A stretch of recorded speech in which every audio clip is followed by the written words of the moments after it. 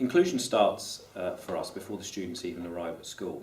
We do extensive work with the partner primary schools to ensure that all the information about students has been transferred to us, to ensure that we have resources and facilities ready for students before they arrive at the school, to ensure that the students have visited the school before they actually start here as a full-time student, and to make sure that all our staff are aware of what those students need to ensure that they progress in their lessons.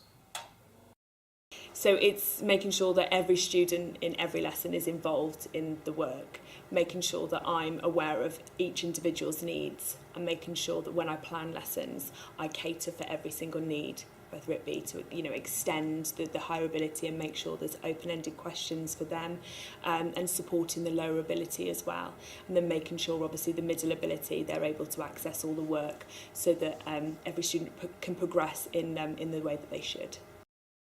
I will use the whiteboard every lesson, the interactive whiteboard. So I will have a task which will be things like identify, so it's differentiated for the lower abilities, so they can literally go, okay, that's a nucleus, click, drag nucleus over to that part. Then I will go on and I will maybe have tasks where they have to pair things up. Again, it allows the higher ability to kind of look at the harder things and the lower ability to start trying to make those connections. So I also use tablets where I'll set up a quiz and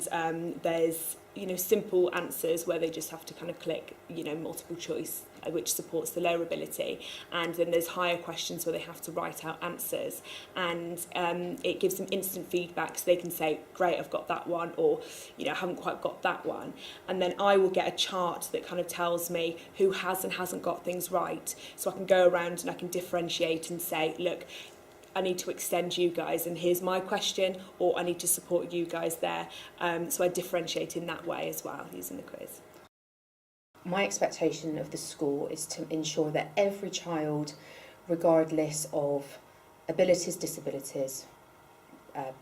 beliefs, backgrounds, race or gender, are all encouraged to meet their academic potential. My son's joining secondary school Bedminster Down in September this year, and he's completely different from my daughter in respect that he has autism and learning difficulties. Bedminster Down have been able to accommodate this into the transition period. They've got a very open door policy with me as a parent, and they've arranged for him to have additional induction days at the school. So this means that with all his anxieties about change and being with older children, he's able to come in more regularly than the other students and become confident in his surroundings. On top of that, he's going to be invited to go to a summer school camp. So it's the first week of the summer holidays. He'll come with similarly minded children, do all sorts of activities, some in school, sometimes they might go out, but it's going to give him the opportunity to forge some new friendships with children similar to him from other schools, and this, I think, is going to be a real bonus for him because he's going to be able to get used to the building without the stress and worry of it being full with other students. To support staff in achieving this, clearly there's a requirement for lots of staff training, and that's training about different strategies that we expect them to use, but also in the different technologies that we use to support inclusive practice in the school. First of all, inclusion to me means that making sure that all of our learners, regardless of whether they've got special educational needs, whether they are English as an additional language,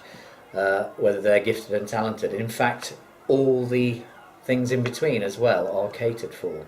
So inclusion really is about making sure that there is quality first teaching in the classroom, because that means personalised learning. Teacher knows exactly where the child is, where they need to move on. So that's the first thing.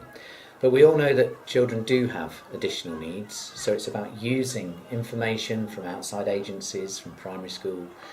to make sure that we are filling the gaps for those children that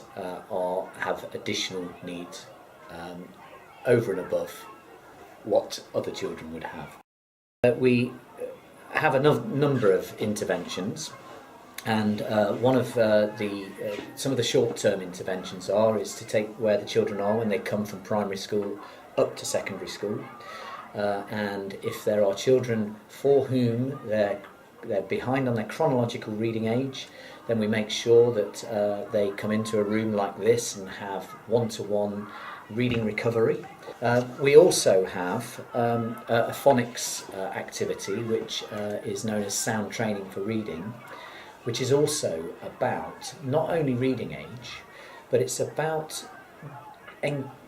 decoding text, which is a little bit deeper. It's about getting meaning from text. And that's been something that's been really successful, because what we find is that a lot of children seem to have an understanding in a particular subject, but then when they go into an exam, they fall apart because they are met with unfamiliar language. And what this phonics program does is it decodes or gives them a way of decoding longer words. It gets them to look for stems in words with meanings, and so that they then have the skills to understand or have a good stab at what new words mean, and it gives them a lot of confidence. So I hope you will have got a sense that inclusion is about every single student in every class, every lesson of every day, and in this way we can ensure that every student, regardless of their needs, makes excellent progress in their time at Bedminster Down.